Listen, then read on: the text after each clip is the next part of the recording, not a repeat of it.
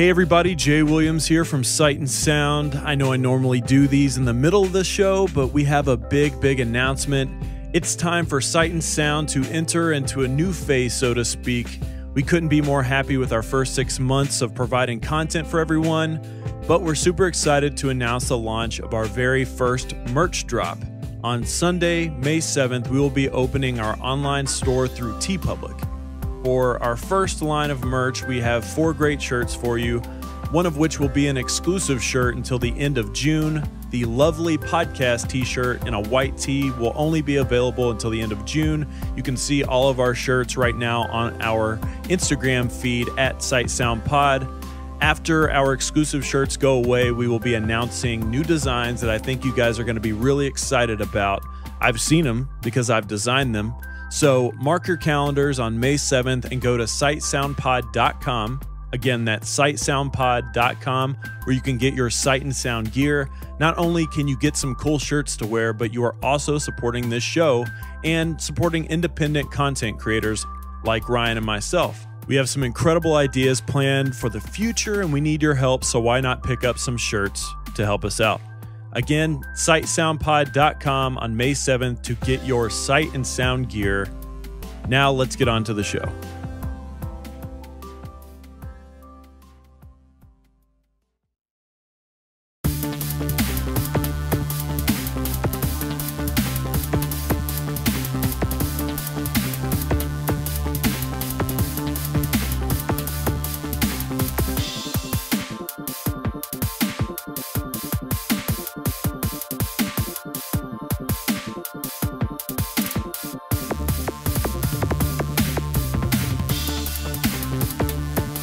We're entering a new phase of Sight and Sound, as I mentioned at the top of the show, which will be edited into this via a little ad. Oh, God. One of those. Yeah. You haven't even heard it. I'm very good at reading ads. I thought we were done with the intros. Shut up. So, yeah, I think we're at this interesting position right now where we can actually sell some merchandise, some t-shirts. I'm looking forward to doing it, but that's not really what I want to plug here at the top of the show. I don't really want to plug anything. What I want to do is, I think if there's any time for us to actually look for an intern, I think it would be starting now, because who's gonna... We've always said we've wanted Eric to fact check for us. Okay, the first thing I want to say is shame on you for doing the t-shirt, having the t-shirt conversation with yourself instead of including me on that. Second thing, not part of it. This is something that you often do, which is funny because you like to keep me patient, make sure I'm not getting ahead of myself. It's called In the Dark. But there are a couple of things that you have done where you have thought we are bigger than we actually are. And getting an intern is another one of those things. No one has any reason or should want to be our intern. It doesn't give them anything, and because we're not able to pay them, we can't count on them to be here. What are they going to do? Have you ever done an internship before? No. Have you ever been to college? Yeah. Okay. So I was a media studies major where they require you to do an internship, and those were really, really hard to come by, especially for that major in and of itself. One of my goals when I started podcasting was to potentially inspire people who listen to create things on their own. Because when I was growing up as a kid in high school and middle school and whatnot, no one ever told me that I could be creative. Nobody told me that I could do graphic design stuff on my own. Did I say that right? No one ever told me I could do graphic design stuff on my own or anything like that, or create videos. And if I would have known that like in middle school and walked around with a video camera and all that stuff, then that would have been awesome. It has nothing to do with being big. It has to do with bringing in somebody who could get credit for a class like that and do something fun and inspire them to do something cool as well. What college has nothing to do with being big. What college is going to give someone credit for helping us two at your house recording podcasts? The University of Kentucky. I know that for a fact. In fact, I've spoken to somebody about that. Yeah. So how about next time, before you're such a naysayer, you trust me on stuff like this? I'm not naysaying. I believe I'm just saying exactly what you're doing. I don't think so. Take a drink. What are you drinking there? Coke? Yeah. I'm drinking wine right now. Yeah, what are you doing? It's relaxing that for? me. Oh, relax, yeah. And it's an antioxidant. It's good for my kidneys. Since when do you need to be relaxed? I've never heard you talk about stress in your life. I mean, that's not why I'm drinking it. I wanted to drink it because I wanted some wine. Let's talk about the cup you're using. For one, you don't own a lot of cups. That's 100% not true. I have an entire. Wow, you were just full of every time I go to your non-factual information. Every time today. I go to your cup drawer, I take a look. Have you ever been in someone's cup drawer and just taken a look at it and been like, "Do you know where that is?" I'm not comfortable choosing some of these because some of them look like they're potentially collector's items, like a glass that you might have gotten on a trip in Maine or something, and then another will look like a plastic kid's Applebee's cup. I mean, there's all kinds of random assortments. I don't believe in collector's items, and I'm just never comfortable choosing a cup. Sometimes, like, what happened to the days where you open a pantry and it's like a 12 set of the same glass? Well, I'm not 50, so I don't have. I missed the glasses. I don't have like I don't go out to Bed Bath & Beyond and buy a set of cups.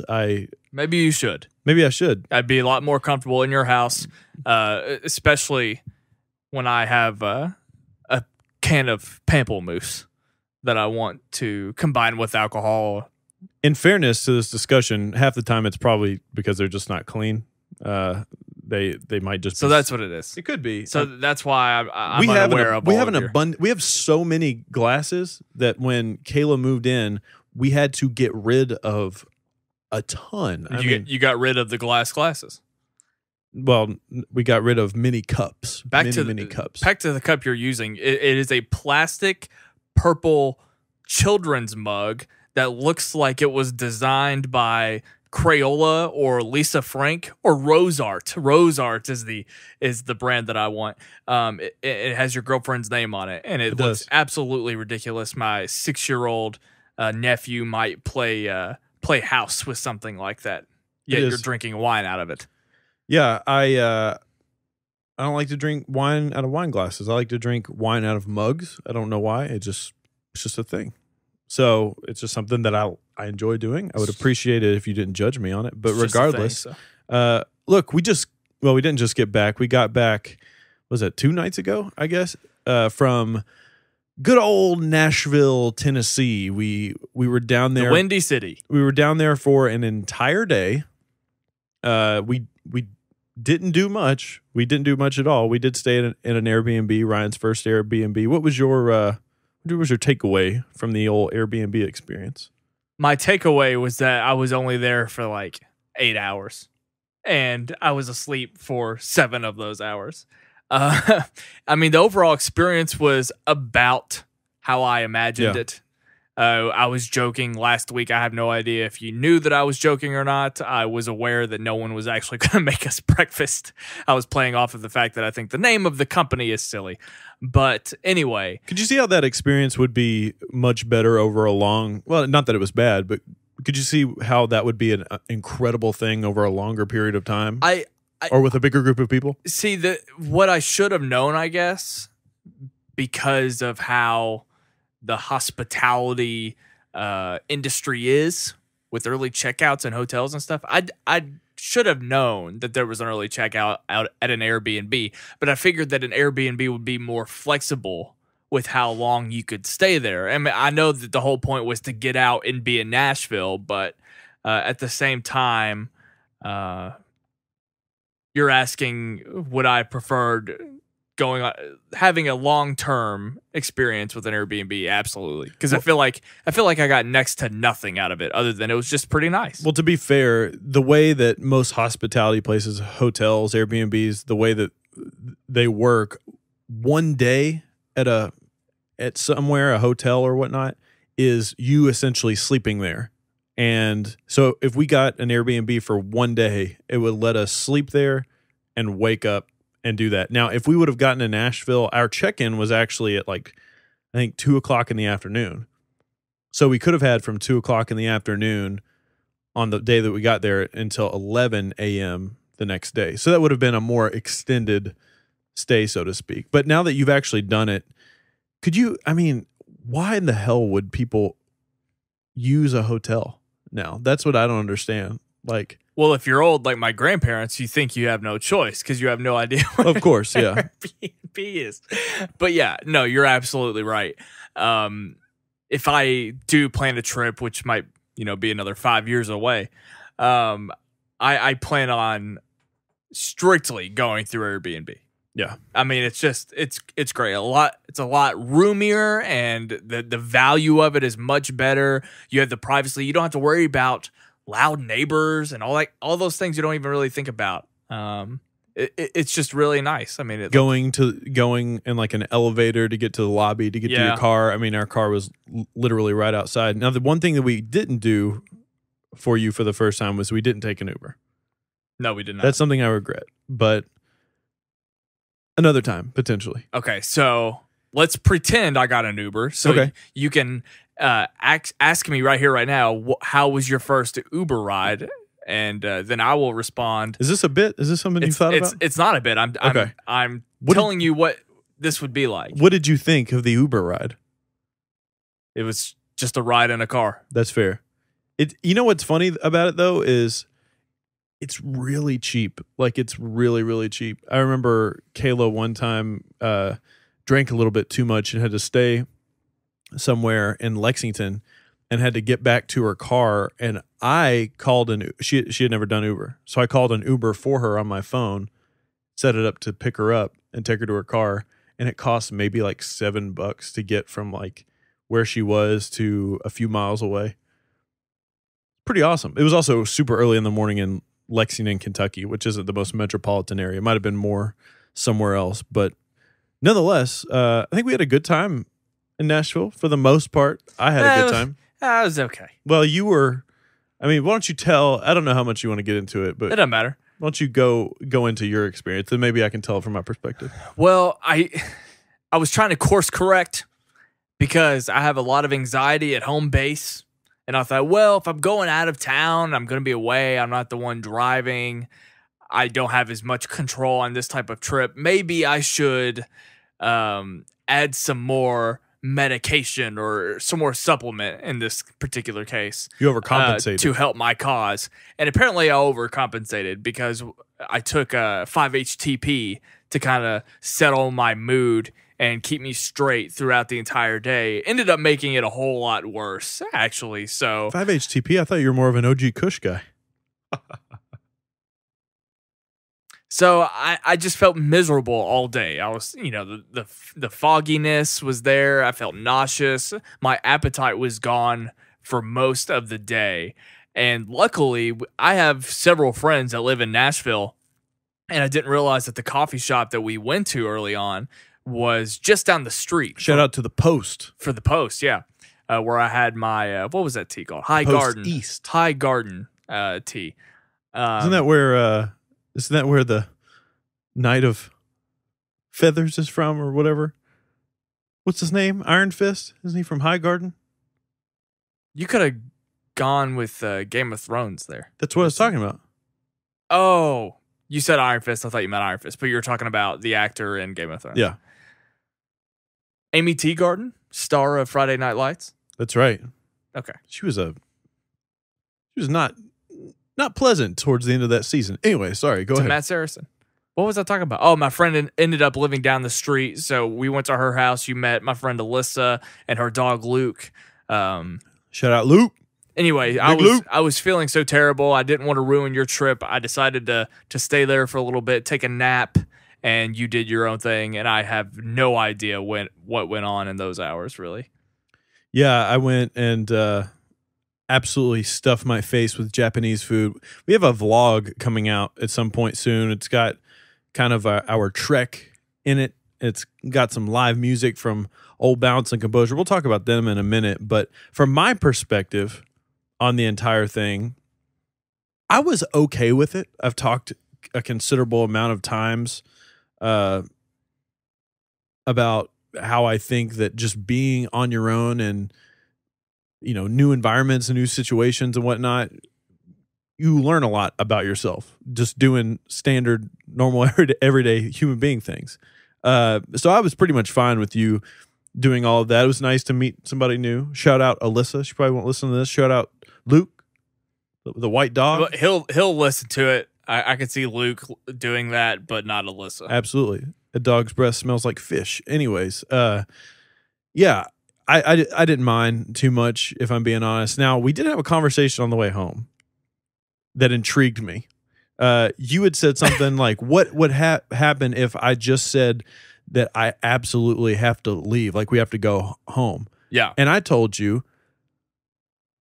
have told you that you're absolutely on your own because you are an adult who has enough money to pay for a hotel room. And then you made some sort of statement to me about being alone in the hotel room and this and that would make you more anxious. And that fascinated you?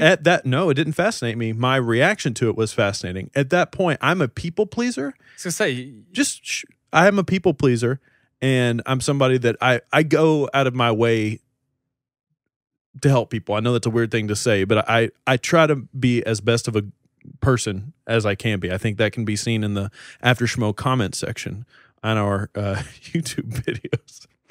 Anyways, I drew a line in the sand and I said, you know what? That's too bad. I don't think I would do that. I think every now and then I have the right to be selfish from time to time. And I really wanted to go to Nashville to see that concert. Well, so did I. And I stand by it. I would have said, you're on your own. Go get your hotel room. I'll be back when I'm done. All right. I'm just saying. It was an interesting look. I'm fascinated with the psychology of people. I'm also fascinated with my own psychology. I'm kind of sitting here like, why are we talking about that? Well, I'm just saying. I just think it's fascinating. Like if you would have asked me that, you know, another time, I would have said absolutely. I would have gone out of my way to drive you back, no problem. But right then and there, I thought about it. I said, nah, I probably wouldn't have done it. So at least you know where I stand now. I mean, that's fine. I mean, I can't expect you to. That's sort of why I asked the question to begin with, because I obviously don't expect anyone, and I didn't want you to design your trip based on my fears and anxieties. So absolutely, and respect is a weird word. I respect that the fact that you go through these things and whatnot, but. Yeah, and I'll do anything I can, obviously, to help for the most part. I gave you your space. There it is. That's the part where you tried to appear as nice. No, I mean, it's true. Everyone's going to comment because Jay said he's going to accommodate you anytime you have a panic attack. I mean, it's true. I appreciate that. I would, but so let's talk about this concert. So we had just saw Balance and Composure not super long ago. It was last year, but it was right before. I was going to say, it's about a year ago. Their latest album came out, Light We Made. And number one, I don't like Cincinnati. If anybody's listening to this in Cincinnati, I apologize that you live there because I fucking hate that place. I'll tell a story about that some other time. Anyways, it wasn't the greatest show. I thought they were fine, but it was in it wasn't a bigger venue, but the venue was maybe too big for the crowd. And what I mean by that is the smaller the venue. It was definitely a bigger venue. That was a very large room, that first show. Yes. If you go big. If you go to a concert with a big venue, let's say it's let's say it's 1,000 capacity and 300 people show up. 300 people at a concert is a pretty good number, but it sucks in a venue that holds 1,000 people. I mean, it feels like there's 10 people there. And it wasn't even the fact that I felt like it was a small crowd, though. Like, it could have been a small crowd, but how I perceived it, the room was just long. It wasn't a wide room. It was long. So the room extended so far back past the stage to where it just kind of seems silly. Yeah. And I think that the crowd also wasn't super into it either. That spread us out a little bit, and I think it was a weird vibe. It didn't feel like a venue. It didn't feel like a traditional concert hall. So I think it was hard for people to get jazzed for it, like they did this past weekend in Nashville at the Mercy Lounge. So when they took to the, first of all, almost 30-year-old Jaye is much, much different from a younger Jaye that used to go to concerts. I used to go to shows and watch the other bands and try to listen to them maybe for the first time and get into them. I could not have been more miserable for those opening two bands. Now, I'm not trying to say anything disparaging to Queen of Jeans, who opened the show, or from Indian Lakes, who played right before Balance and Composure. I thought they were a little boring. But it just wasn't for me, man. It wasn't for me, and I just did not care. At one point, we went and played pool. I was getting antsy. I was worried that you and Eric weren't having a good time. Oh, boy. Here we go. Yeah. Let me just tell you this. I realized how much I dislike shows. Like, when I quit playing music, I made a point. I made it a point to not go back to local shows and see those people. I was just so over. There's also no local shows to be had around here. I was so, well, there were. We left. Right, I understand. Yeah. We left when we knew it was time. Yeah. We left before the bus left. I don't know if that makes sense. So I told myself I wasn't going to go back to the shows. I was just so over them. The waiting, you're actually listening to a lot of bands, you're standing there listening to things you don't want to hear. You have to deal with the breakdown time and the setup time and all of that. It just sucks. It sucks. I mean, we had local shows. I think this is why I got burnt out. Our local shows, the people that would book them, they would book like 7 bands. You're specifically talking about Matt Wilson, our friend Matt Wilson. No, I'm not. He was notorious. Well, no, I mean, I know that other people did that. But I'm not naming who I'm talking about. If other people did that, I swear to God, they got that from him. He was I love him, and he's probably not listening to this, but I love him, but he was notorious for that. He was notorious for booking way too many bands on a show. So I was just tired of it. And this show had 3 bands on it, and I was already over it. Which is not a lot. So don't worry, it's not a lot. 4 or 5 is a healthy show for me. But you shouldn't have been worried about.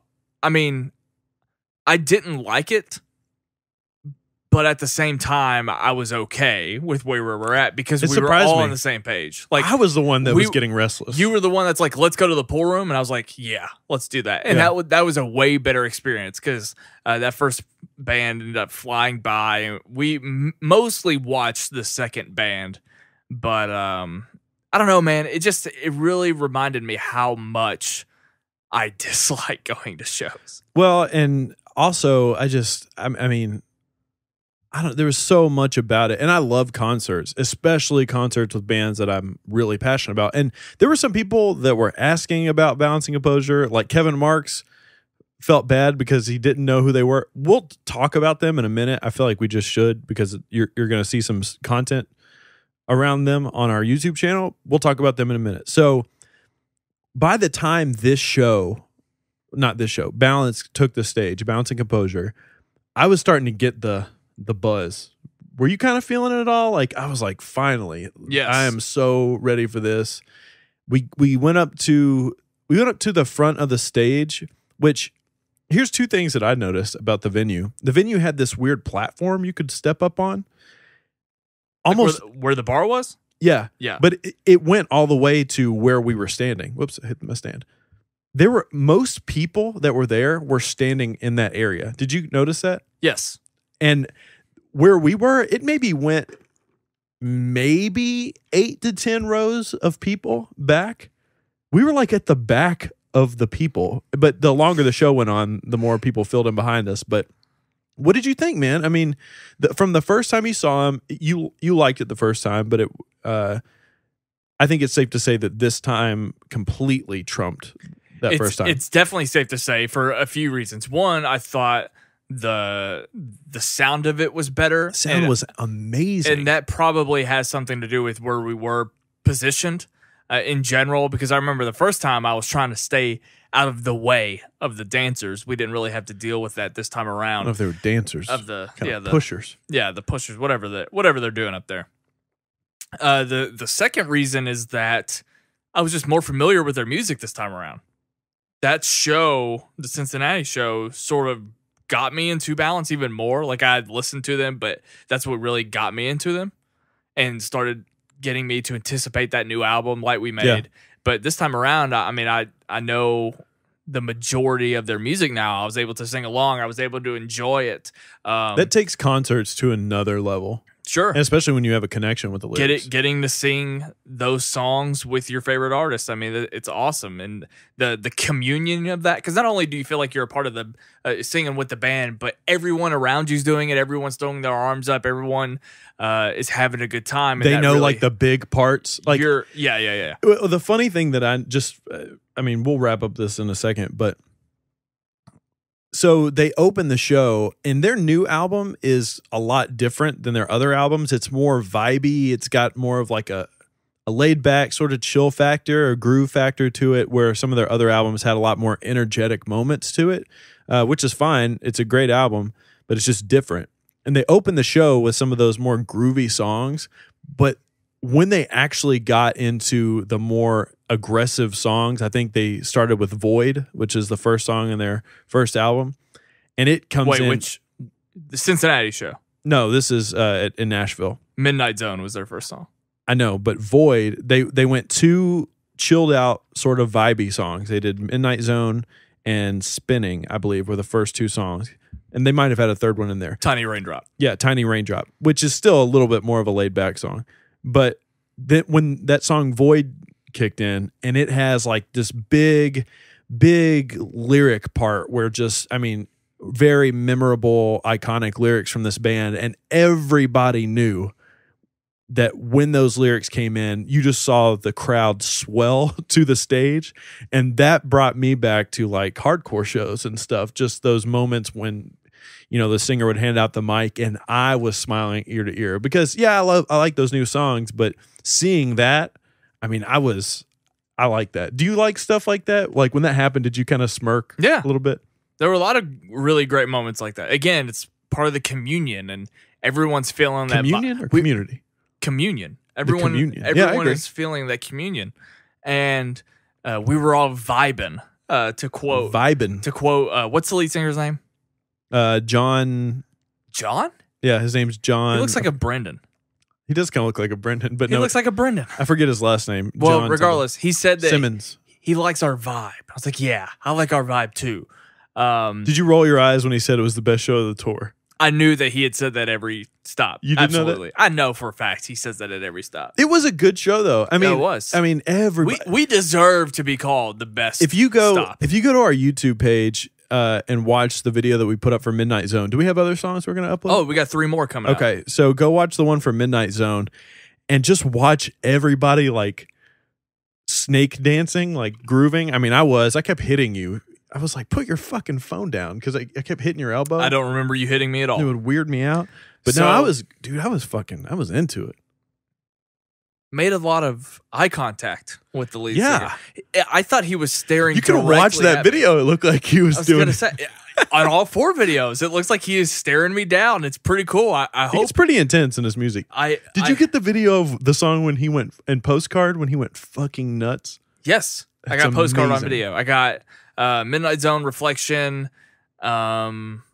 Postcard, and I don't remember the 4th one. One of the more rock songs that they have. I can't remember what it was. Fade. It's the one that's really, really, really repetitive rock song that they have. I don't know. Some of them are kind of like that. I have it on the tip of my tongue, but I'm not going to take the time to describe it. So anyway, I thought the show was fantastic. It was the how should I say it? Made the trip worth it. Sorry. 100%. Like I felt that bad all day, but it was worth it. I felt a lot better having seen the show, and it's a great time with great friends. Also, shout out to Eric, who's been on this podcast a couple of times before. We went and saw him and hung out with him there too, and I hope he liked it. I mean, he was kind of reactionless. Like he was. I think he was into it. I don't think he wanted to admit how much he enjoyed it. Or he probably just had a headache. You know him better than I do. Is that something he would do, that he wouldn't admit how much he likes something?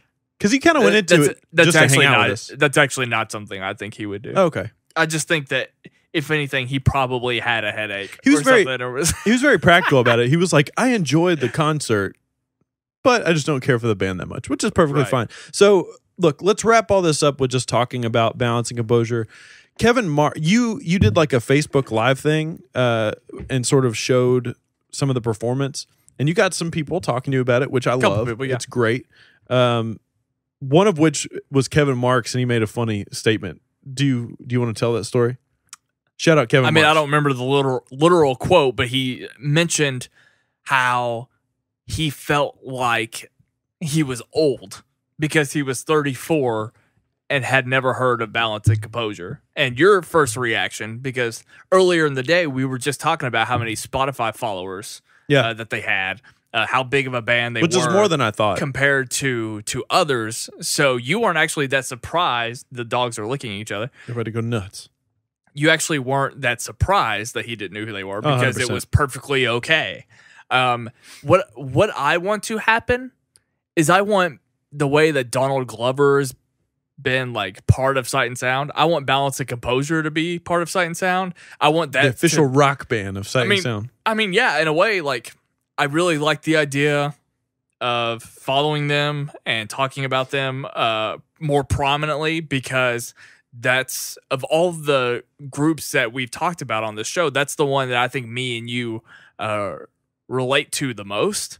So I want them to be our thing here, and that's why I wanted to put up those videos, and I want people to follow along with them. I think it'd be really cool if Balance and Composure found out how big of fans we were, how many people we brought to them as well. So I'd be very curious, all those people that are listening to Sight and Sound, how many people actually go and listen to Balance, and more importantly, I'm curious to see how many people actually like them and start following them.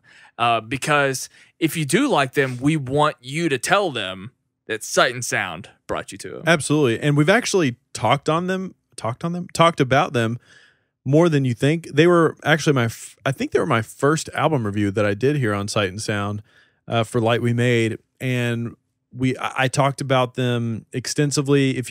For those that don't know, I do a music show every Friday here on Sight and Sound where it's just me, and normally what I do is I go through all the new releases that came out that week or whatnot, and then I sort of have the last 30 minutes as sort of an in-depth discussion centered around music. And I've got this new series called Favorite Concert Stories, where I sort of tell some of my favorite concert stories that I've experienced, whether it be going to one, performing at them, or even putting them on.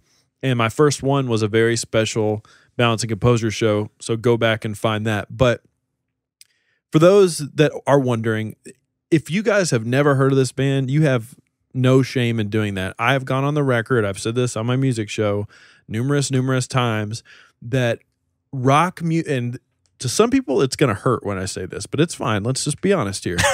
For rock music, as much as I love it, I grew up listening to this genre of music. It is one of the least interesting music genres in the modern music landscape. It's tired. It's not like, if you go on just charts or trending charts, it's the Walking Dead of musical genres. No, that's not even, no. It's so hard for rock bands to break through these days. Stop slurping in the fucking microphone. God, what the fuck is wrong with you? Hashtag transparent. Asshole. Anyways, I was also doing it for that exact reaction. I was going on a good discussion point. Well, you ruined just because my Walking Dead point. Just because it's music and you don't have as much to say. I'm putting that up on the Twitter poll. Go ahead. So, anyways, you have no shame in not knowing about this band, because these bands don't bubble to the top and cross over as easy as they have back in other decades and whatnot. But Balance and Composure is a very special band because even though they are a relatively younger band, they are they are very, very sort of tuned in to music that a lot of people probably enjoy. Like, they've always reminded me more of a grunge band, like a band like Nirvana, or maybe some Smashing Pumpkins thrown in there. I don't know. The dogs are about to freak out, so I'm losing my train of thought. So they're just a really, really good band. So just go check them out. Their first 2 albums are pretty straightforward rock music, but on their 3rd album, they decided to experiment a little more. They experimented with electronic elements and a lot of different crazy effects, which I champion. Sometimes I get sick of just guitar, bass, drums, and vocals, and they sort of brought in these electronic elements to sort of spice up their sound, and I just think it's really brought a new life to this band. And I enjoy them a lot, both musically, lyrically. They sort of got me through a pretty rough time in my life. And yeah, just absolutely love this band. Well said. I love them too. Again, if you listen to Balance Composure and you enjoy them, let them know that Sight and Sound sent you. Speaking of previous episodes. Wait, real quick. If you want 30 minutes on this. If you want to check them out for the first time, you can go to our YouTube page and watch those videos. I think that would be an interesting experiment, just to go there and maybe check them out there for the first time, and then go on Spotify or something and listen there. So go ahead. You can follow our Twitter poll at Sight Sound Pod. We're going to be doing polls throughout the rest of the show. I'm going to try to remember to set the limit to 7 days. That way all of you guys have a chance to contribute to the Twitter poll. Anyway, follow us on Twitter for that. And enjoy. Speaking of previous episodes, you talked about previous music episodes. Well, the past couple weeks on Weekly and After Schmo, we've been teasing this giveaway. And you guys have sort of blown us away. I think we have like 50 new subscribers because of this giveaway. For those of you who don't know, all you had to do was subscribe to our YouTube channel to do this. And we were going to give you a Schmoes No t-shirt of your choice. So it's safe to say that these are all primarily Schmovillians, which they're always so good to us. So to all the people who subscribe to our channel, thank you so much. You guys are incredible. So incredible, in fact, that we sort of changed the rules a little bit. We were going to announce 1 winner, but we're actually going to do 2. You agreed to do that, right? Yeah, I'm down. I didn't just make an empty promise. Drum roll? Can you do a drum roll with your tongue? I have the winners ready. Is the mic picking that up? Are you going to run out of breath? Should I go ahead and say it? The first winner... Oh, okay. I see the hi-hat. Or the rod. That would be ding. The rod. Yeah. The first winner is Gabe at Gabe in the Box. Woo! Congratulations. Gabe, you're our first winner. You got a shitty Schmoes No t-shirt. We're going Eventually we'll be giving away our own t-shirts. So this is about Schmoes No. Okay. So anyway, Gabe at Gabe in the Box, you are Kevin, our Mark, first... stop tweeting us. You sent me 5 tweets about The Walking Dead. Can I get through this giveaway? But it's about our fans right now. People have been waiting for this. Talk about Jesus Kevin Marks. Christ. You're going to get the dogs riled up. Jesus. What's this guy's name? Yancey? Gabe at Gabe in the Box, you're our first winner. The second winner is Ed Sale at Ed_Sale. I will be messaging you guys. You can pick out whatever shirt you want, and we will get it to we will get it to you sometime this week. Congratulations. Guys, for those of you who don't know, I sometimes like to give away Fandango gift cards. So it will still pay to be a fan of ours. I've done it a couple times already, and I plan on continuing to do that. Longtime fan Chris Woodburn, you will be getting a Fandango gift card from me this week, so I will message you on Twitter, and we'll be good to go. So those are our giveaways. Why I you can't sound talk. like that? I think something's going on with the Coke. So yeah, hyper. You know, we like to be generous. We're a couple of podcast moguls in that podcast mogul life, so we like to make it rain on you hoes. And yeah, so here's what we're gonna do right now. We're gonna take a quick break, and then we're gonna come back, and we're going to. This is going to be a little bit more of a brief or a tighter Sight and Sound Weekly, because the news the news this week has just been a little bit, I don't know. It's just been a little bit spotty. A tighter week, even though our intro was twice as long as usual. Yeah, absolutely. All right, we'll be right back. You're listening to Sight and Sound. I'm not sure how people listen to Sight and Sound every single week, whether it's on our YouTube page or it's on SoundCloud or you subscribe to the podcast itself. But if you're not subscribed to the podcast and you're listening to this right now, make sure that you know that every single week we bring you Sight and Sound Weekly, of course, but then we kind of break off and do our own little thing. We have Sight and Sound music episodes hosted by yours truly. Obviously, Ryan's got you covered in Sight and Sound movies. And we've even got Sight and Sound television. We do this weekly thing every single week. But for people looking for a little bit more content, we break it down to each individual categories that we talk about. Make sure you're subscribed on our podcast feed or on YouTube or however you find this podcast. And be on the lookout for our standalone episodes.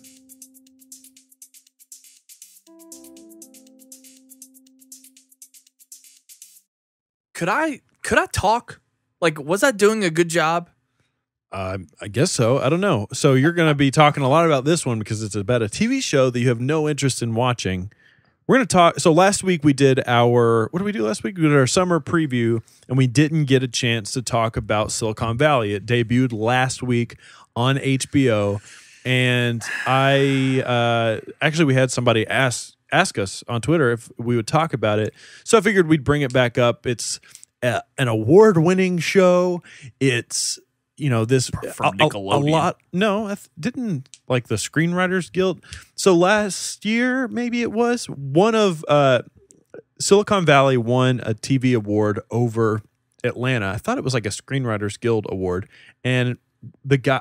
Yeah, that was Lakeith Stanfield Yes. walked on stage and very funny. I think that was SAG. Yeah, absolutely. I remember that. Surprised I knew that. No, because Okay. I remember talking about it when it happened. Yeah. So Actually, I think you were the one that broke that to me. I do break news from time to time. Anyways, yeah, I figured we'd talk about it. I've been watching this show since the beginning. Mike Judge, is that his name?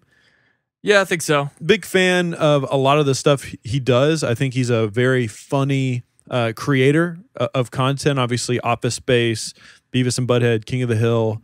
I mean, the list goes on and on and on. And the fact that he has a show on HBO, I think, is a good spot for him. And also, I think a show like this, centered around the tech industry, is interesting and is fascinating. I've actually learned more about business from this show than I have from a lot of other things. It's kind of fascinating. Just like, so I have a friend that lives in Silicon Valley, one of my best friends that I do in the Galaxy with, and I remember having a meeting one time with somebody that's in the tech industry and hearing all of this fucking jargon from them that they've used on the show, and I was laughing like the entire time. It's just funny to me. But what is your experience with this show? I know you don't like what's his name. I'm Kumail. Yeah, you don't like him, Nanjiani. and it's one of your dumbest bits that you do. But what do you think about the show itself? My part of the conversation is going to be old, a little expired, because I've only really seen the first season. I guarantee you it wouldn't be. Go ahead. It's one of those shows that you start the new season. I remember when season 2 came out, and I started the first episode, and then the next week I was like, I just don't care. I just don't care about this. I enjoyed the first season okay, but to me, it's not. This show has diehard fans. And I remember you and our friend Will joking last year about podcasting about Silicon Valley, and that always sort of blew my mind because I just wasn't getting on board the way I saw other people getting on board. And I think I was distracted by just any other show that was out there. Like, all it took was for any other show to exist for me to watch in Silicon Valley's place. So I'm not even really exaggerating how bad I think the show is. It's just, I don't think it's anything special. And what I will say, though, is that it's so much of what I think Entourage was.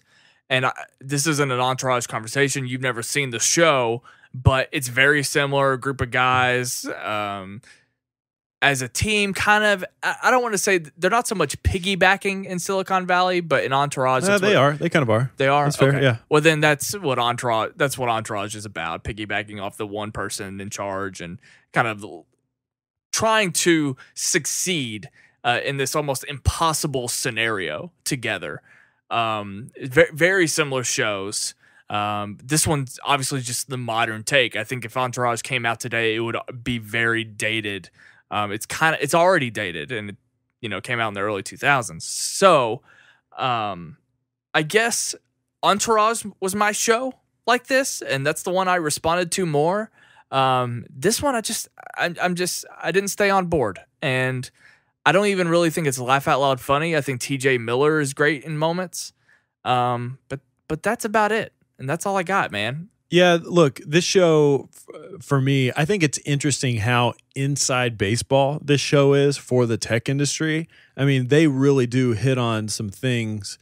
Like, for instance, having a joke about the word pivot. Like, they did an entire episode where the character of Jared, who was Gabe in The Office, who is probably my favorite character on the show, where he just kept doing this thing about pivoting as a company, which is essentially going in a different direction. But the fact that they use this jargon is funny to me.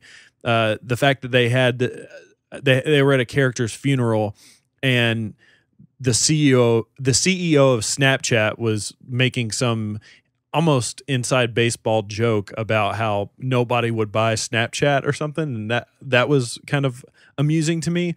One of the best things that Mike Judge does as a creator is he writes some great characters. I mean, he's always had really iconic characters in his shows or in his content in general. You think about something like King of the Hill.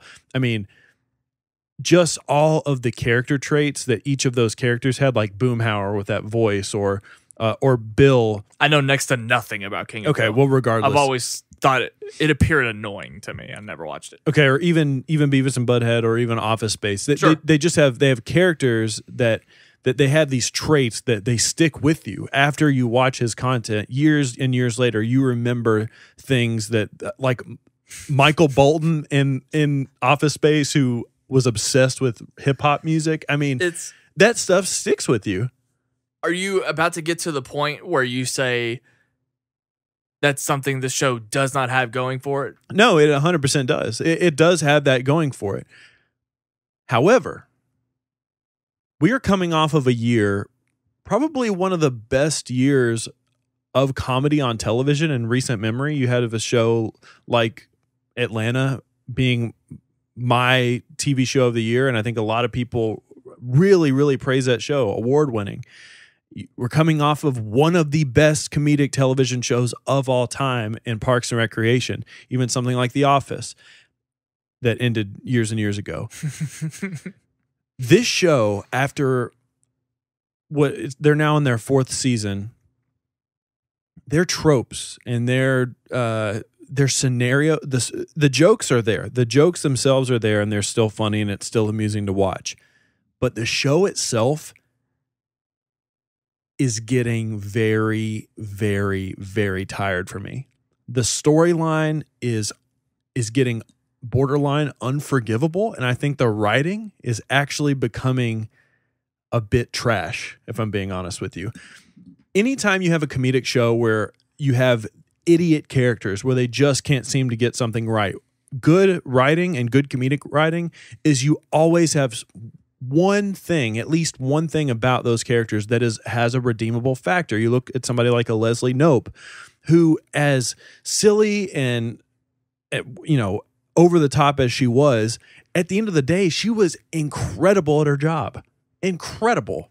You have somebody like a Michael Bluth of Arrested Development. Even though he made a lot of mistakes in his time on the show, you always felt for him because he just wanted his family to do right. He had this redeemable quality. Same thing with Michael Scott. This show, everybody in the show constantly makes the wrong decision, and they never have a redeeming quality about them. Somebody is out there probably saying, well, the main character, his tech is actually really, really good. Okay, that's fine, but it's consistently failed from season to season to season, or he does something stupid to mess everything up. And it's becoming frustrating at this point.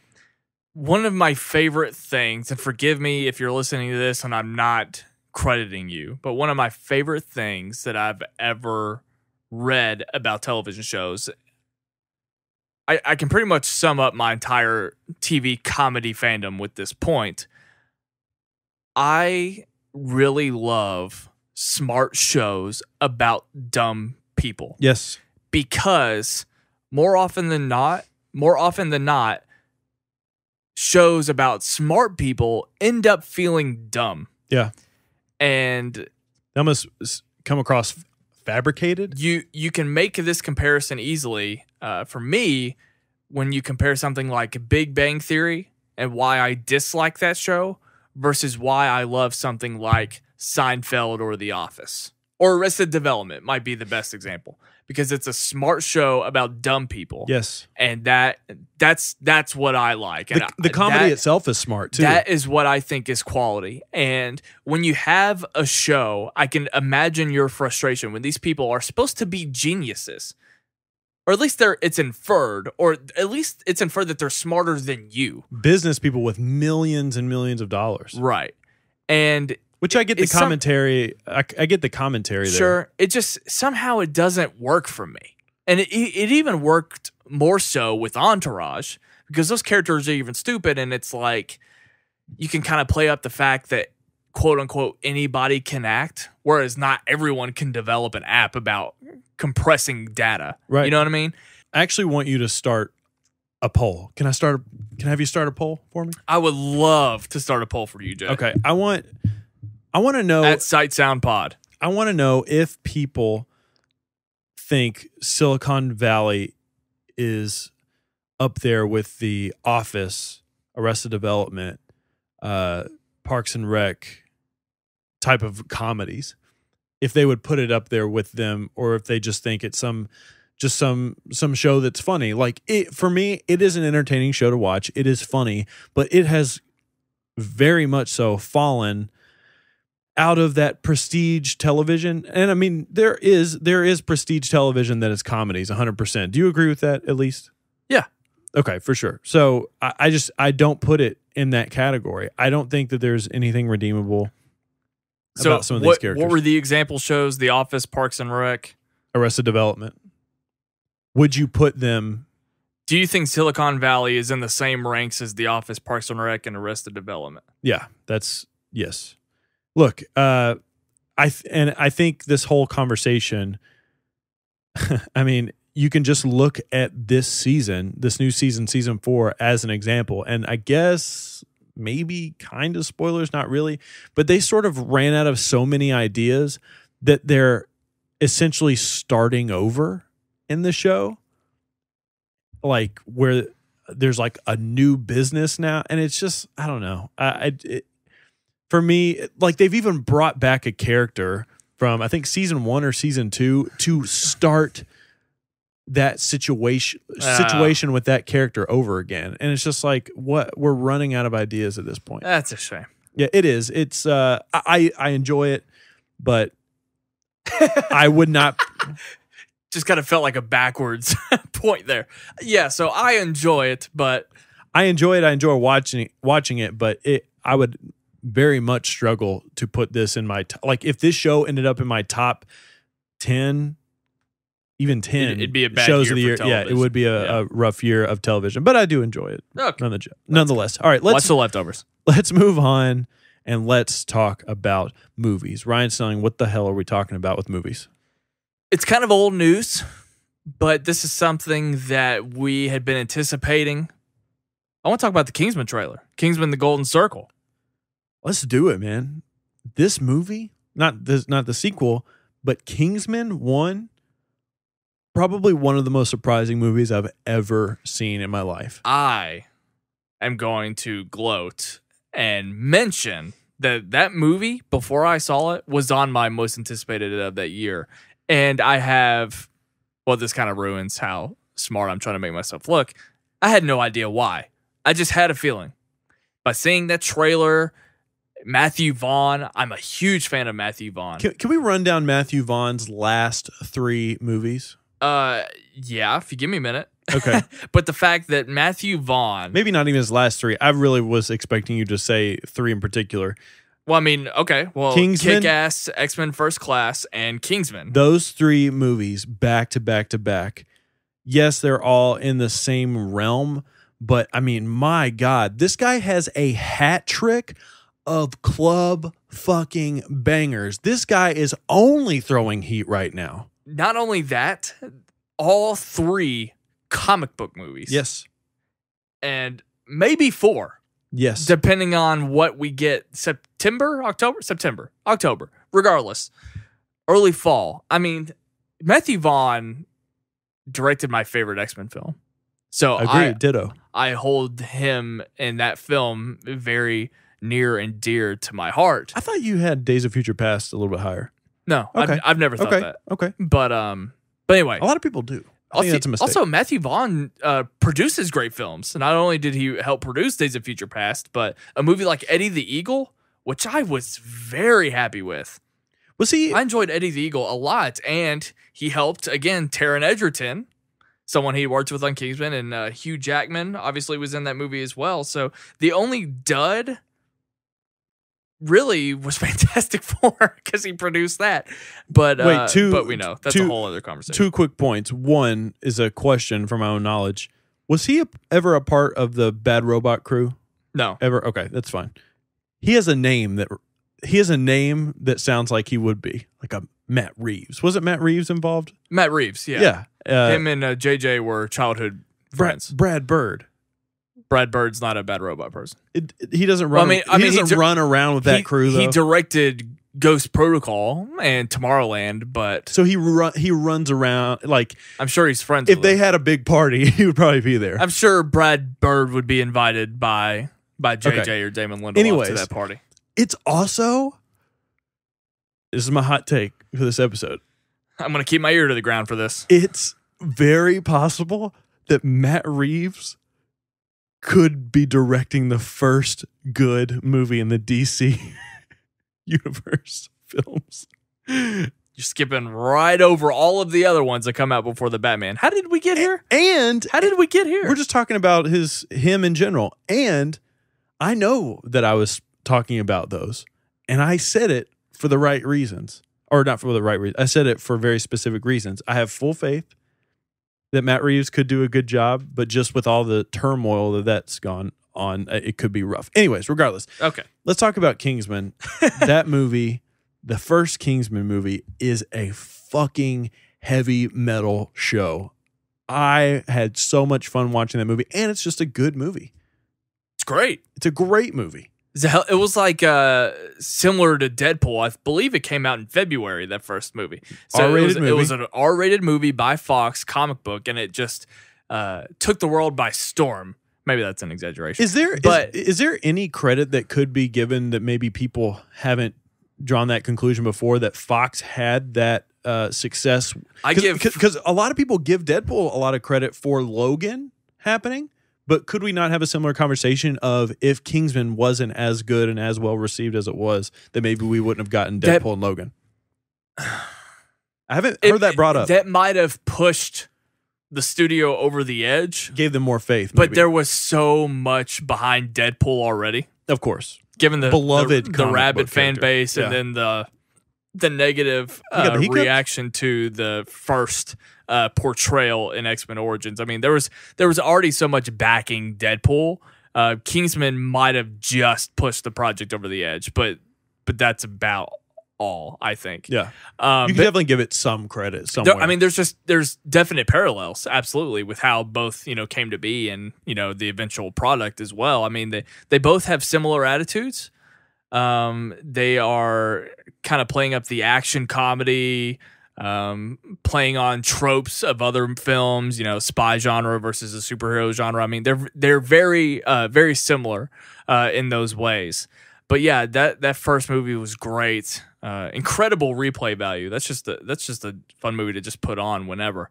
But I think that this might be one of my most anticipated sequels in recent memory. I mean, just based on how much faith I had in the quality of the second one due to what Matthew Vaughn produced in that first one. I mean, it just seems to be a perfect the chemistry of it all. It just feels like the universe comes together or is coming together yet again for this type of project. And I think it's going to sneak up on us because, again, the date this year is a little unsuspecting still, early fall. But I think it's going to sneak up on us again and give us another fun ride, another quality ride. It's funny too because the Kingsman, the first film, has so many cues of other movies that have really, really well received and very fun sequels. So I haven't seen John Wick 2, but I think a lot of people went into John Wick 2 being excited about the fact that it was probably going to be action and a thrill ride from the get-go, just because we didn't have to set up this character and everything else and all of that. Same thing with the second Star Trek movie. That movie was, I mean, a shot of adrenaline from the very first part of the movie because you didn't have to spend so much time learning about characters and whatnot. A lot of Kingsman, the first one, was an origin story. I mean, it was an origin story of this universe, these individuals, the character of Eggsy, and you taking a piss, bruv. And I think with the second film, because he's sort of carrying the movie, at least until we see people who we probably shouldn't know are going to be in the movie. I think it's on the poster. I think that we might be in for a thrill ride from the very beginning of the film. We can talk about that because it was in the trailer. That's what we're talking about.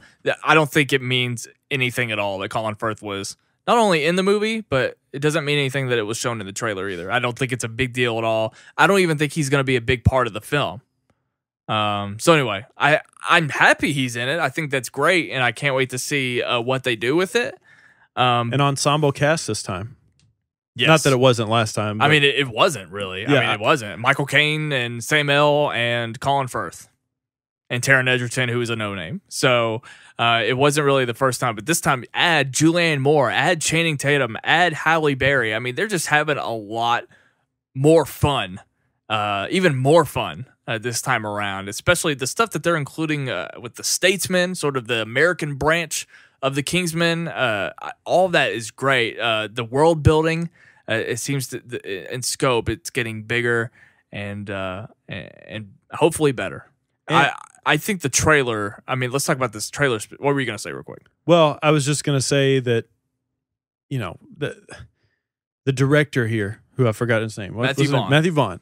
He has figured out this recipe that so many other comic book movies and just movies like this in general tend to stumble a bit. He always seems to figure out the perfect way to make a great action movie that's fun, that's badass, but still has this great storyline. I mean, with all those movies, Kick-Ass was a great story.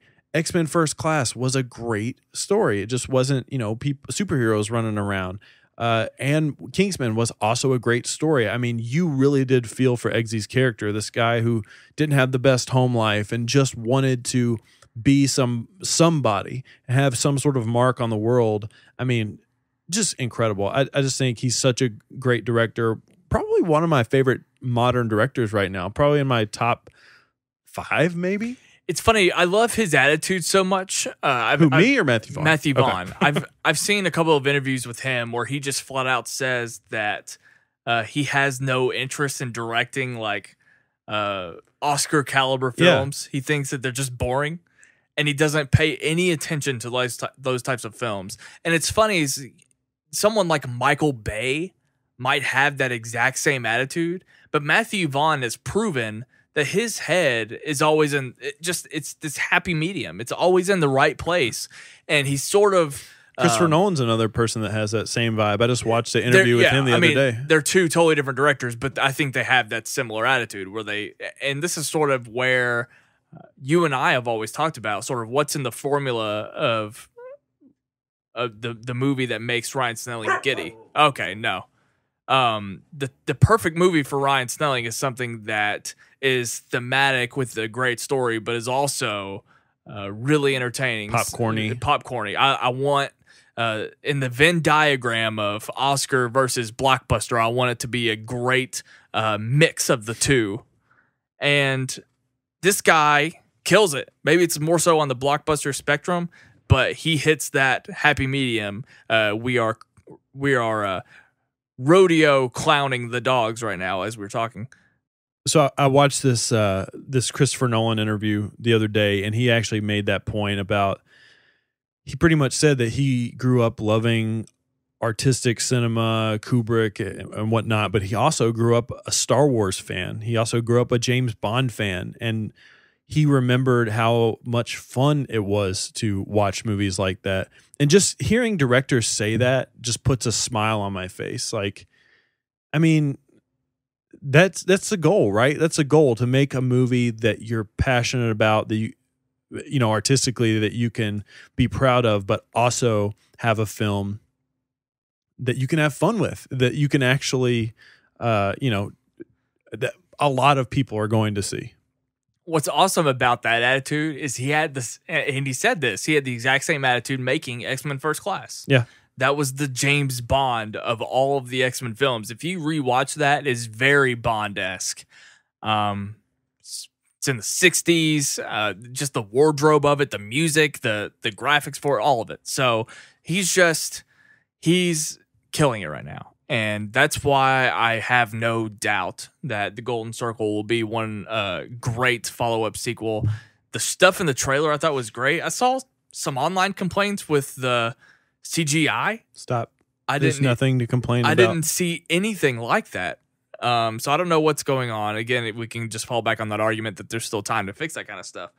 But I love the music behind it. I love the visuals. I love where I think the story's going, because the story, it's like, it's one of those things where when the mansion blew up, it was one of those things where like, that's sort of the obvious place that a sequel would go. Like, yeah. I was kind of like underwhelmed, but then it only took like a second for me to realize that's sort of exactly what we want this movie to do. Because again, playing off of that trope, and it feels like by design, the skeleton of the movie it's supposed to be sort of that generic, if you will, because I think the movie will be anything but generic. Yeah, I guess I'm intrigued to see how Eggsy's character, how he stands apart from all of these other, you know, larger than life personalities who are part of this ensemble cast, but I'm also intrigued to see how his character stands up against it. Well, and we don't know how good of a fighter that some of these people are. We just don't know anything about it, but I would assume that that's why he's going to them. The only thing I'm afraid of is I don't want this movie to have repetitive beats where he shows up to one individual and he tries to convince them to do something, and then they have a fight and he sees what they have and then he gains their respect. Like, I just don't want that to be a constant repetition throughout the film. But I have look, as long as this movie is fun and I'm not rolling my eyes at any part of it, then I think it's a win for me. I don't think we're going to hit that type of pitfall with the character. It kind of seems like he's already kind of matured, just based on the trailer. I think it's going to be, I can't remember Mark Strong's character's name off the top of my head, but I just feel like the story just feels more mature, and there's no way that you can, again, because this isn't a superhero film, but I don't think would be the type of movie where this is the movie where he loses his powers and he sort of has to find his place again.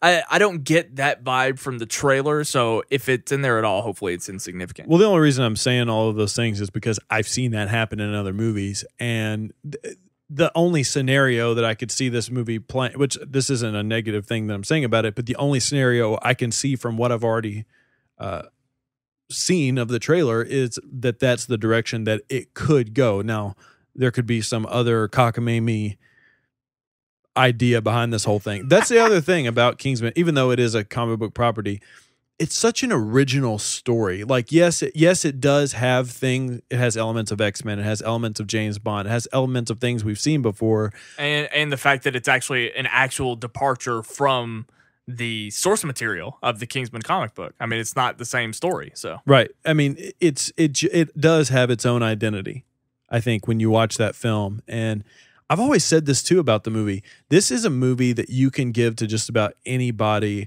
to act as a transition film for people that maybe don't like comic book or action type of movies, because it is so fun. I just think it's such an accessible film on so many levels.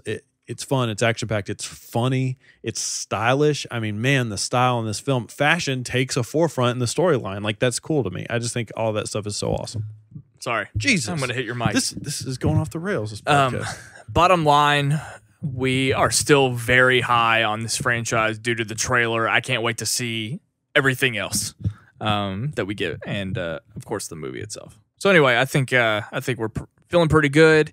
Are we gonna take another break before we get into music? No, let's just wrap it up. The dogs are going crazy. Okay. We've got to watch The Leftovers. Yeah. Let's get into music talk. Again, music, not necessarily a slow week, but we just came off that preview episode that we did, and right now we're into summer. We're getting into summer releases. But we're also getting a lot of singles that are coming out because, like I said in our preview episode, so much of the slate was empty because things just weren't announced. If you can hear my dog squeaking in the background, we're just going to let it happen because they've been absolutely insane this episode. The band of Mice and Men is a very interesting band for us to talk about. They just dropped a new single called Unbreakable. Is that what it's called? It's it's something cliche like that. Yeah.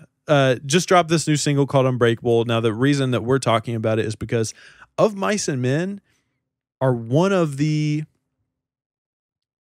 biggest young metal bands around right now.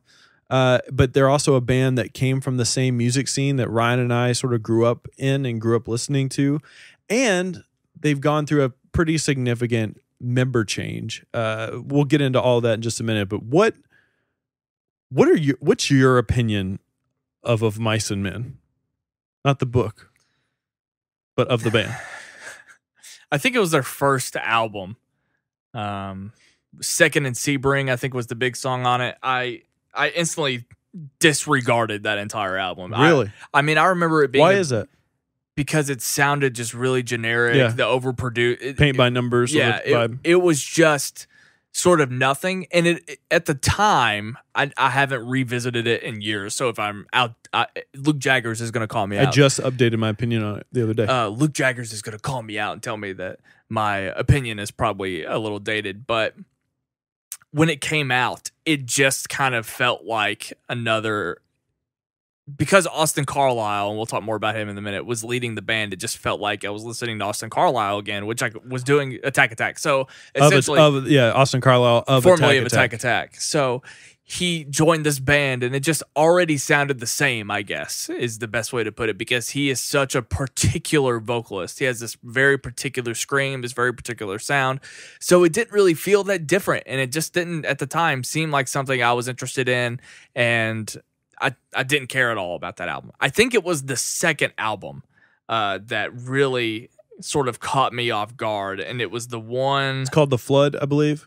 Is it The Flood? I think so. Or maybe it's the one after that. Well, let's hit a timeout real quick. So, my God, my dog is making so many squeaks. So, yes, I recently updated my opinion on that first album, but let me give everybody a little bit of a background of something that's incredible about this band. So like we said, Austin Carlisle used to be the vocalist of a band called Attack Attack. When he left that band, he actually got a record contract from Rise Records, the label that the label that Attack Attack was signed to. That is rare, that a actual singer, an individual, or a screamer rather, would get an exclusive record deal like that. Not only did he get that record deal, the band of Mice and Men was sort of a supergroup that was built around him. Did you know that? Did you? I believe it. Absolutely. My dogs are going absolutely nuts. Guys, please buy Sight and Sound t-shirts so that we can get a studio. That would be fantastic. Anyways, okay, so Austin Carlisle gets this record deal. The band was sort of a super group that was built around him. Were you aware of this? Yeah, I was going to say, you asked me, and I believe it. It makes a whole lot of sense. Like I said, I felt like the identity of the band was just Austin Carlisle, and everything else was whatever. Just generic. I could be completely wrong about this, but I think the drummer... Their first drummer was the drummer from Lower Definition, and I think one of their guitar player singer might have been at one point in a Static Lullaby. Anyways, that first, you're right, that first album was very paint by numbers. But with that being said, I remember listening to it back in the day and sort of throughout the years and thinking, even though it was very generic, even though there was a ton of bands doing that same thing, they were still pretty damn good at it. They were still pretty good songwriters. Now, the second album, I love that album. See, I don't remember it at all. I remember the music video with him and the light bulbs dangling from the ceiling. That's all I got. I don't remember that, but I remember them. Fence. I remember them coming into their own. Like for me, that's their Sempiternal from Bring Me the Horizon. Just because they focus on writing songs. There are so many metalcore bands out there that they just straight up forget to write good songs.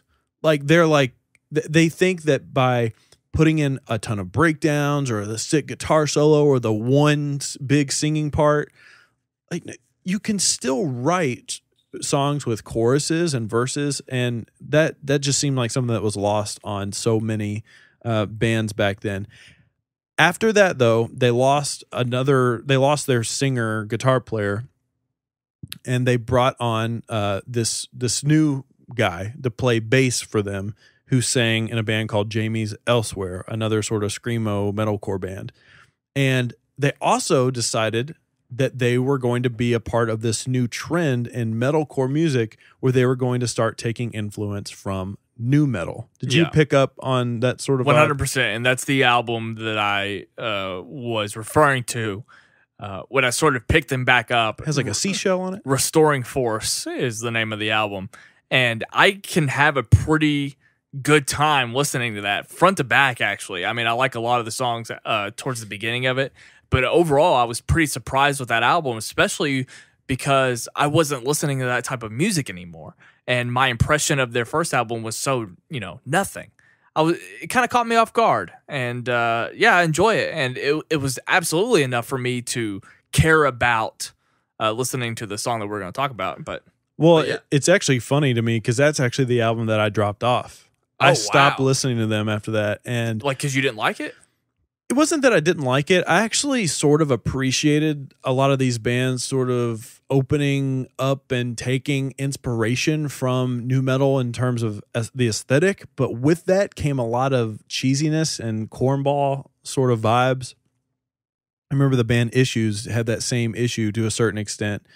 And a lot of bands never really figured out how to balance it, like balance the good elements of nu metal, which was 9 times out of 10 the songwriting, again, focusing on writing good songs.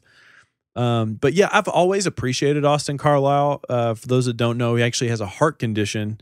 I don't specifically know what the condition is, but it's always caused him issues with the band, whether it be canceling tours or canceling shows. I mean, I go on lambgoat.com, which is the website to go to for heavy music news, like metal, hardcore, even punk rock to a certain extent. It was at least once a year I would see a story about them having to cancel some sort of tour because of this condition. Unfortunately, that sort of came to a head I don't know if it was this year or late last year, but it came to a head, and Austin Carlisle's no longer in Of Mice and Men. It's been like over a year. That's been a thing. I know it's definitely been a thing. Yeah, but it wasn't as recent as the end of last year. That's for sure. Well, I mean, him not being in the band, like for good, hasn't been that long. But regardless, they've got a new song. And they don't have a new singer. The bass player who was singing on their last 2 albums has actually taken up the mantle of being the front man. He does have experience screaming. He does have experience singing as well. And that brings us to this new song, Unbreakable. Are we even sure that's what it's called? Should I double check real quick? I'm pretty sure. I'm singing the chorus. Unbreakable. You check, just double check. I will. I heard this song for the first time, not expecting to enjoy it because, like I said, I sort of dropped off the Of Mice and Men train. Unbreakable. I enjoyed this song. For what it's worth, again, a very, very well-written song. A little corny, a little cheesy because, like, again, taking from inspiration of nu metal, they sort of are taking those tropes of somebody did me wrong, but I will stand strong. So don't mess with me. Get away and stay away. I'm angsty. Like, I don't know how many songs you can write about that. But like I always say, if a song is good, it's good. And this was a good song. It actually surprised me how many elements of their sort of metalcore background they still hold on to, like some of the guitar riffs, the breakdowns even, and how much they were screaming. Did any of that take you by surprise? I was interested in what was going on because, you know, again, Austin Carlisle was such a prominent figure, and not just the two bands that he was in, but he was like, he's absolutely the one screamer that deserved a record deal, I think. 100%. Or at least could acquire that because of his following. He's iconic. So his voice was sort of had an iconic presence to hear the follow-up after his departure. I mean, that was very interesting to me always. So I think no matter what they did, I think I would have been pretty intrigued by it. And I don't know if that's helping me enjoy it as much as I did. I do think it's primarily generic. It is a lot more cheesy. Maybe it feels a little bit more. I'm surprised that they are going in this direction. Sort of more of a radio rock vibe. Right. And I mean, I don't hate it by any means. I did, again, I thought it was a great song, but I don't know if I want to listen to an entire album of this. So hopefully this is just the single, and the album is still has some of their roots from the previous album that I enjoyed. So I'm excited to hear a mix of those two sounds. I'm hoping that's the case. But if this represents the entire album, then I don't know if I'm going to be as excited as I was when hearing Restoring Force. Interesting. It's the song itself doesn't have a lot of substance, and I think that's what's a little bit bothersome, but that's okay because for me, we talk about it a lot, but singles typically have one of two goals behind them. You're either showcasing a style change so you can get people ready for this new path that you're going on as an artist, or it's just a hit song that you're trying to get people to latch onto. This to me is both. It actually checks both of those boxes. Now, just to give people context of why we're not just talking about this band because there's some band. Like if you listen to heavy music and you listen to metal, regardless of what you think about Of Mice and Men, you know why we're talking about them. But for everybody else, this is a band that's gaining a lot of traction right now. I think they're super close to 1 million listeners or average listeners on Spotify, which is sort of the breaking point of being like a more, I don't know, a more accessible band to a lot of people. And not accessible band. What's the word I'm trying to look for? Other than accessible?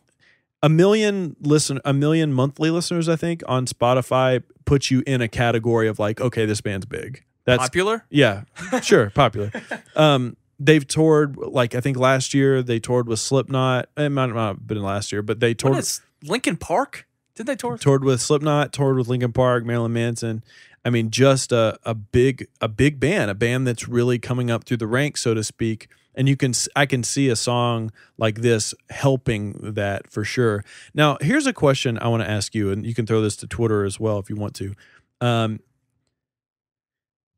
My question to you specifically is: do you think Austin Carlisle being in this band hurts their general accessibility? And I guess the question for Twitter would be, are you turned off by screaming in music? Well, I mean, naturally, yes. Right. but when you play that genre specifically, I think that's one of the things you're not really worried about it. You pick that particular music because you love it, and because it's indie, because it's underground, because it's sort of revolting in a way. You don't care.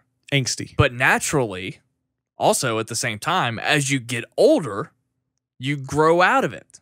So I think that having Austin step away, you couldn't really transition into this with him there.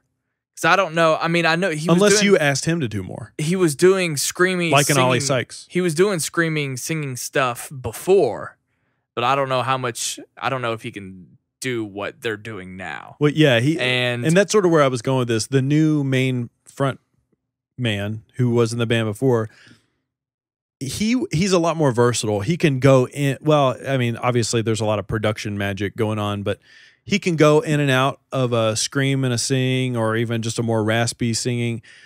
He can do that much more effortlessly, as opposed to somebody. Maybe I don't have context of their last two albums, but Austin Carlisle maybe didn't have that sort of diversity in his vocals. But obviously, anytime you're talking about this type of music, specifically this type of music, the name of Bring Me the Horizon, and even a band like A Day to Remember, has to be brought up. I talked about this song not having a lot of substance. Bring Me the Horizon's last album, I mean, one of the reasons we talk about it so much is because it had a lot of substance, both lyrically, I think, and from the production value. Now, for you, and I'll answer this question too, but for you, if this album was just this type of song, and you sort of answered it, but this type of song, like there weren't any bells and whistles, there weren't any sort of electronics to sort of, I mean, do you think the electronics in the Bring Me the Horizon album, do you think it makes it a better album for you personally? Well, yeah, I mean, we talked about it even just on the trip. The aesthetic. That was doing something similar to like a Linkin Park. Like they have their Mr. Han. I was gonna say we compared what's his name Jordan to Fish. Mr. Han. So absolutely it does. But to again sort of answer your question, I am, or I will be, a little bit bored with it if that's what they decide to do for the entire album. Well, the other band I mentioned, A Day to Remember, I think they're kind of an example of that. They're a band who has been making very accessible songs, and they've become bigger and bigger and bigger for a long time. But their last album, I didn't care about it at all. I didn't either. I'm just bored, man. I'm bored of that approach. How do you feel? What do you want me to do? What do you want me to do about it? Music abandoned me years ago. And they're never going to get it right again. They're never going to come up with something. Well, this is sort of in your space, so I guess it is in my space. But I guess I've kind of already answered it. I mean, it's not enough for me. It's not enough to get me excited. I'm intrigued by it. I think it's interesting. I think it's something that I was happy to talk about. But there's just not a whole lot more I can say until I see this out, or until I hear this album rather. I don't know if I'm supposed to be excited. Well, it's not like you were hanging of Mice and Men posters on your wall before this, anyways. No. But I mean, they could always, the same with what's another? I mean, the same thing that they did with the Restoring Force album. I mean, that at the time I didn't give a shit about Of Mice and Men. I didn't care at all. But someone just happened to play a song while I was around, and I was intrigued by it. So they can do that again, but I just don't think this is gonna happen. I don't think lightning is gonna strike twice here. Well, I think like we talk about music on here every single week, and with a band like Alt J, who you've listened to some of their singles, and I think in the back of your mind you're like, yeah, Jay thinks it's gonna, or Jay says it's something I should be paying attention to. I'll check it out and whatever. Is this album, whatever album that comes out, is this something that you think you will at least be checking out? I could definitely review it for the YouTube channel. Okay, well, we'll see. But We'll see. I'll put in that request. And I was going to say, do I have to run it by you? Do I have to ask for 100%. permission? I don't think no, so. No, you 100% don't. But yeah, that was sort of my question. Is this album at least on your radar of something to look forward to? Yes. Okay. Can I get like just from the first look forward to? No. Will I? I'm waiting. Okay. I'm waiting, but I'll be there when it first comes out and I'll listen to it. Let me get an early grade just based on this song alone. Like what do you think you would give it? B. A B. Wow. See, I'm a little bit more unforgiving these days. It's strange. Like, I don't know. Maybe it's a good song. Maybe because it's so. I'm gonna piss people off. Maybe because this genre of music is so low hanging fruit for me, and there's just not a lot of it. Anytime I get anything, like if I'm being honest, if That's the Spirit by Bring Me the Horizon came out at a time where there were way more aggressive bands making good music, I might not care that much about it. I think they're benefiting from the fact that there's not a lot of newer bands coming out right now. So, yeah, that's it. We'll see you guys later. No, we just kind of ended it, didn't we? You just kind of ended it. I mean, what are you doing here? I don't know. We sort of switched roles here. At the beginning of the podcast, I couldn't speak properly, and now you're you're a little antsy. I'm ready to watch some Leftovers. What are you antsy? I don't know, guys. We have a bunch of shit online. You have no problem spending 3 hours talking about the XX. What? I've never. That band's not even that good. Guys, we're all over the place online and on this podcast. You can find us on our YouTube channel. Are you going to let me do the Twitter poll? Jesus Christ. Oh, yeah, that's right. My God. I forget that this exists. That's why we need an intern. I haven't been able to get anything out in this podcast. Guys, if you want to be an intern for Sight and Sound, let us know. Anytime I try to do something, let me do my thing, Snelling. Let me end the show, Snelling. Do you need me to drive you home? How many bands is too many for a local music show? 48% said 5. What, really? Wow. Yeah, that seems like a standard number. I was fine with 5, but 6 was my vote. So what was the lowest number? 4 at 12%, of course. I mean, that being the lowest number. Is rock music the Walking Dead of musical genres? What does that mean? 61% said what? Yeah, it's because that question makes no sense. Is Entourage already a dated show? 73% said yes. Wow. Is Big Bang Theory just a dumb show about smart people? 78% said yes. Wow. I don't know who our followers are because you are going against the grain there. Wow. I thought I was in the minority with that. Not necessarily. I don't think that's true. I mean, I don't think that's going against the grain because it's the most popular show on television. That's 100% right. But you also have to think about what the demographic is for that show and the demographic is for our show. Old ladies. That's right. And our show is primarily younger people. And I said it last week when I was talking about Dunkirk that old people are a gigantic demographic. Fucking massive. They control our whole country. They're also not in touch. Do you think Silicon Valley is in the same ranks as shows like The Office, Parks and Rec, Arrested Development? 50-50. How many votes? 12. Oh, well, that's pretty good.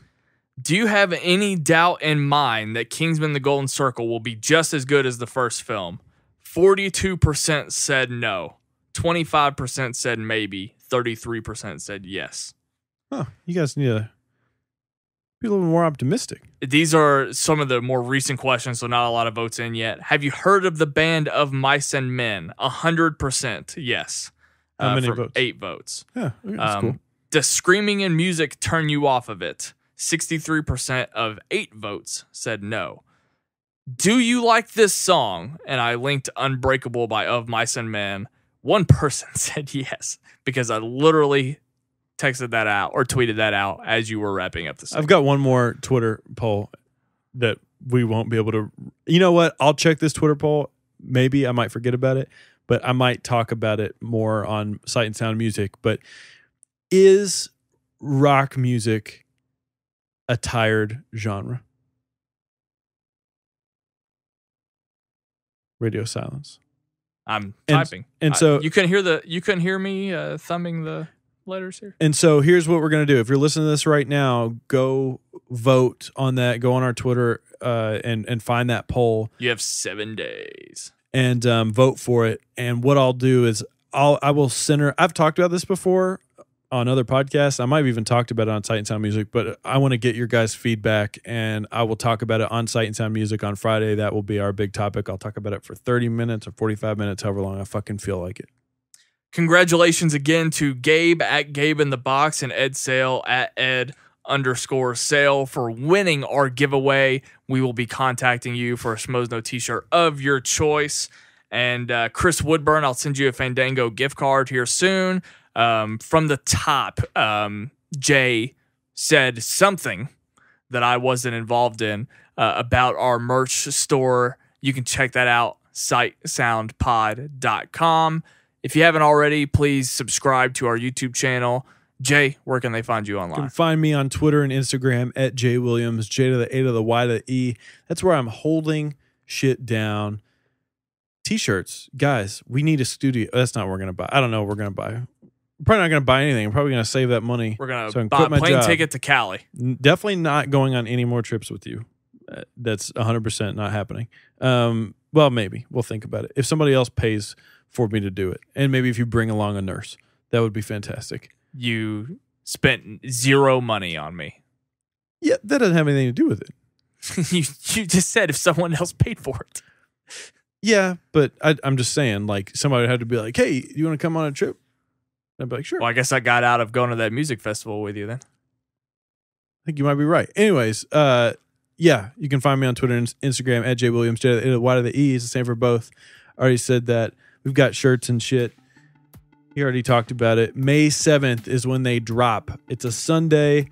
We are going to be my God. We're going to be releasing exclusive designs every single month. The shirt that's up right now is the Sight and Sound, a very lovely podcast. That shirt is only going to be available until the end of June. Once it's gone forever in that white tee. We're not going to bring it back.